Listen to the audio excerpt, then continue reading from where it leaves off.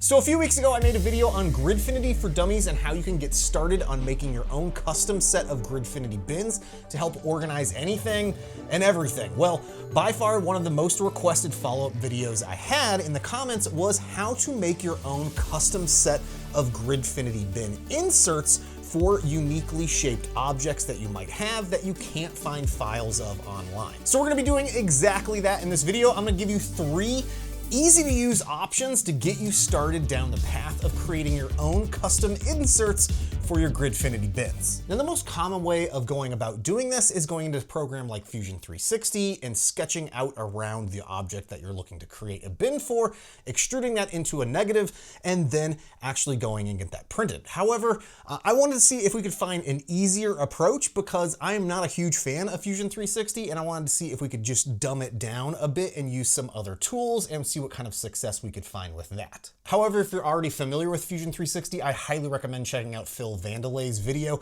He goes through and details out how to actually create those custom inserts in Fusion 360. And for this project, I have 3 different tools that I regularly use that have their own unique shape that I want to create some custom inserts for so that I have a proper storage location for each of these. Now, before you run off and start sketching and 3D modeling, I would really recommend taking a few seconds to jump on Printables or Makerworld or Thangs and do a quick search to see if anyone has already created a Gridfinity insert for the object that you're looking to create one for. This will save you a ton of time unless you find one that doesn't exactly fit your needs. Like in this case here for the Osmo Pocket 3 case, this allowed it to fit nicely in the case. However, everything else was standing up vertically and I needed them to lay flat, which is why I ended up designing my own. And regardless of which approach you end up taking to create your own custom inserts, you're more than likely gonna need things like digital calipers or a measuring tape, and I would highly recommend printing off one of these Gridfinity rulers as well. This comes in really handy when it comes to actually measuring out the objects to see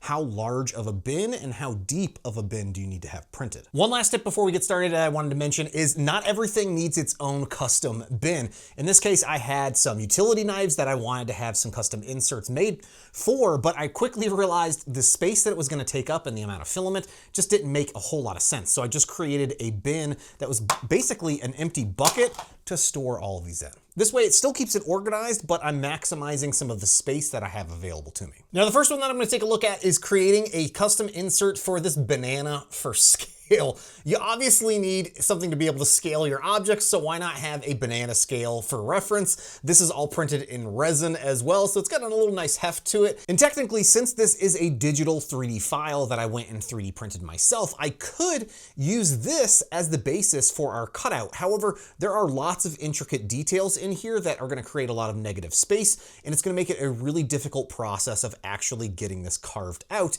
inside of one of those bins. So what I'm going to do instead is actually trace this and then create that actual insert from the tracing. Now, I specifically have a tool designed exactly for this purpose entirely, which allows me to trace an object or create a design, take a picture of it, and it's gonna automatically create an SVG file for me of that particular sketch. Now, I recognize not everyone has this, and it makes no sense. Please don't go out and spend $100 on one of these. I ended up backing this project on Kickstarter, which is why I have this in hand for projects like this or just to mess around with. And honestly, you don't even need one of these. It does make your life a little bit easier, but you really don't need it. Now, we can actually do the exact same thing with just a basic piece of paper and our object and taking that same Sharpie and creating our own outline.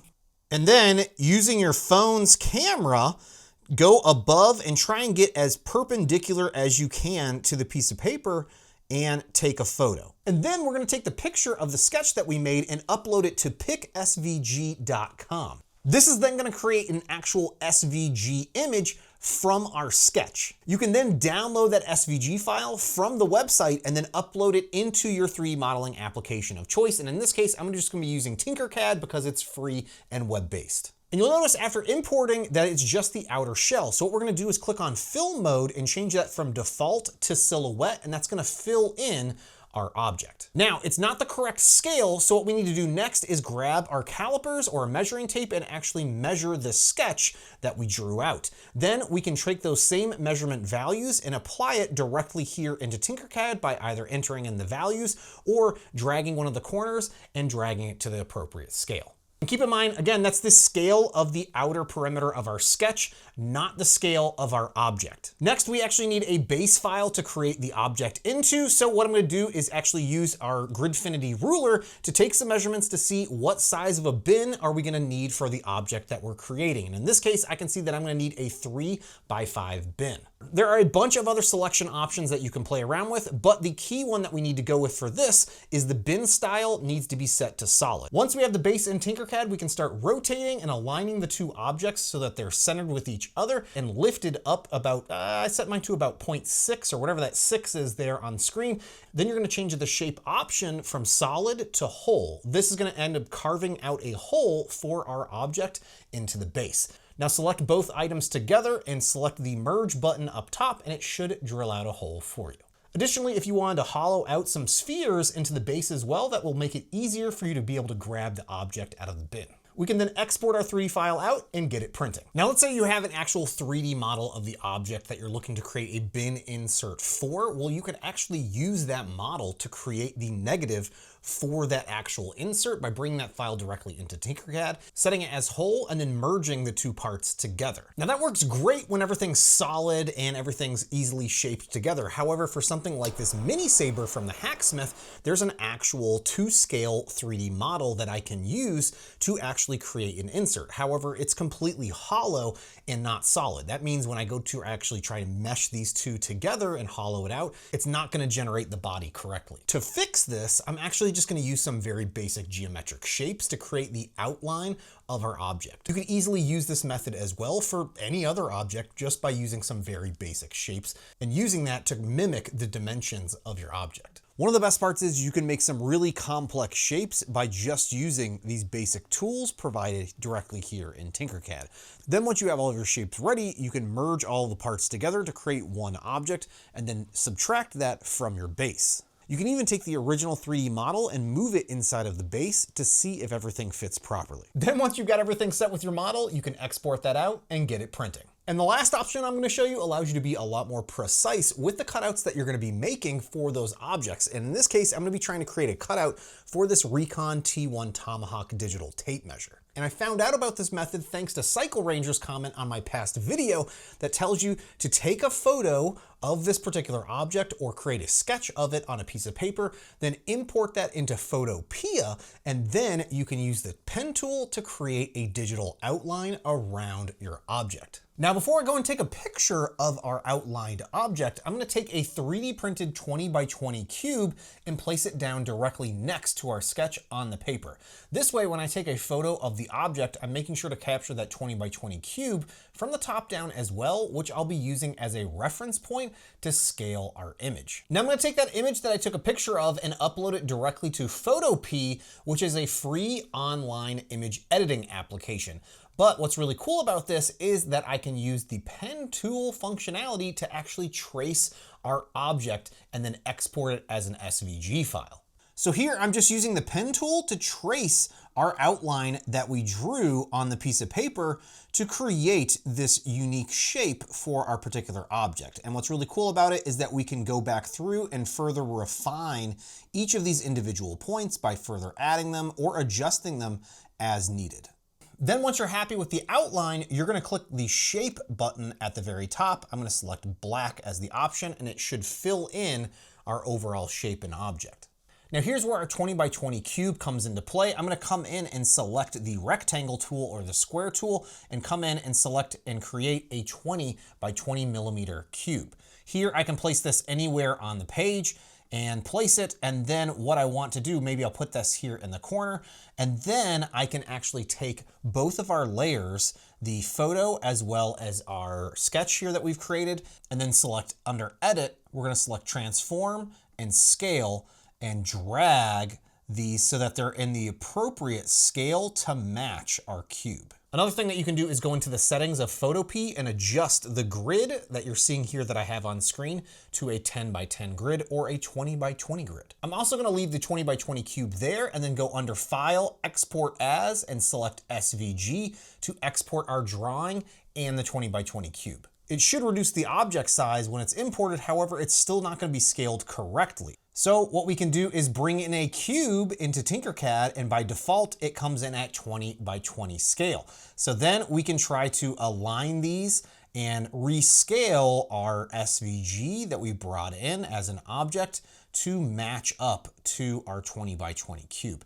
Now to remove that other cube, all you're gonna do is select the cube that we've added in Tinkercad, scale that up slightly and mark it as a whole. And then what you should be able to do is come in here and select both objects and combine them, and it will delete out that cube that was brought in. Then it's just a matter of aligning your object to a base that fits your design, setting it as a whole, and then combining the two objects together to create your cutout. Then you can get your item exported and off and printing. And I'm gonna be printing all of these custom Gridfinity bases on my Elegoo Neptune 3D printers, and Elegoo just so happens to be the sponsor of today's video. They are the makers of the Neptune 4 Plus, the Neptune 4 Pro, and the Neptune 4 that I'm using for these 3D prints. You also saw that I had a resin 3D printed banana for scale that was 3D printed on the Elegoo Saturn 4 Ultra, which is their high-speed resin 3D printer that is insanely easy to use. And to get that resin banana cleaned up, I used Elegoo's new Mercury Wash and Cure Station. This is an all-in-one system that allows you to not only wash, but also cure your resin 3D prints. If you are interested in more information about any of Elegoo's products that I've been showing off in today's video, you'll find links to those down below. Then after a few quick hours of printing, we now have our custom inserts designed for our objects that we used 3 different methods of modeling these. Now you also notice that the tolerances are fairly loose on these, but that's not necessarily a bad thing. That makes these really easy for these to take in and out of each of these bins. It's all personal preference on how you want these designed. And is this any better than actually designing these directly in Fusion 360? Probably not. It might even be more steps than designing these directly in Fusion 360. However, it's alternatives that are available for you to try and use and figure out which one you think might be best. Another tip that I'd recommend before going and printing the full custom set of bins is to take a thin slice of the bins somewhere down the middle and double check that your actual object is gonna fit within the actual tolerance of the space that you have designed. This will allow you to double check that everything fits properly before wasting a bunch of time and filament. And I wanted to say a big thank you to all my Patreon supporters for your continued support of me creating content just like this here on the interwebs. If you're interested in things like the 3D printer settings that I use for my 3D printers, you can find those over in my Patreon. Now there are a dozen different ways that you could go about creating these, and this is just 3 options that I thought of that I thought were fairly straightforward and easy to work with for those of you not interested in going down the Fusion 360 route. But let me know in the comments down below if you have other methods of creating custom inserts that you'd think other people would be interested in. Hey, thanks so much for watching you all, and I'll see you next time. Bye. The other thing that I'm really loving about the Gridfinity projects is that it's allowing me to use up a whole bunch of the excess filament that I've had sitting around for ages, and I'm finally putting it to good use.